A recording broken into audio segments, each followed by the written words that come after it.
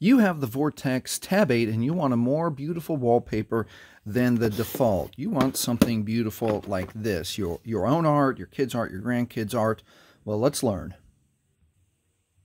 All right, when you got your TAB8 out of the box, it had some plain Jane wallpaper like this. So let's get into settings. So most people go to settings, swipe up once, find settings alphabetically, and then we're going to go to display. And inside display, we're going to touch wallpaper.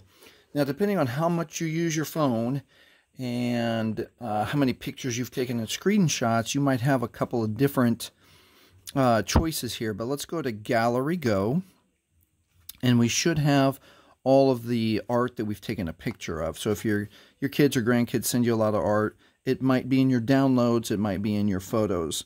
So let's look at this beautiful echinacea flower, and we'll touch it one time. And there we go. And you can move it around. You can zoom in. You can zoom in and move it to the side. So there's a few things you can do, but I'm going to leave it centered right in the middle like this.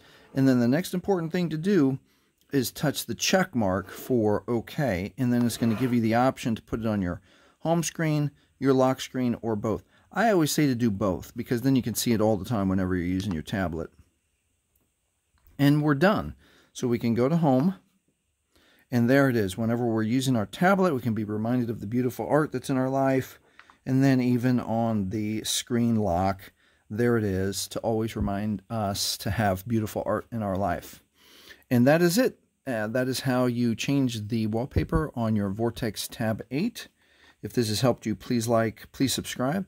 Thank you for watching. And if you want to see a way of how to make your TAB8 actually run faster, watch this video next.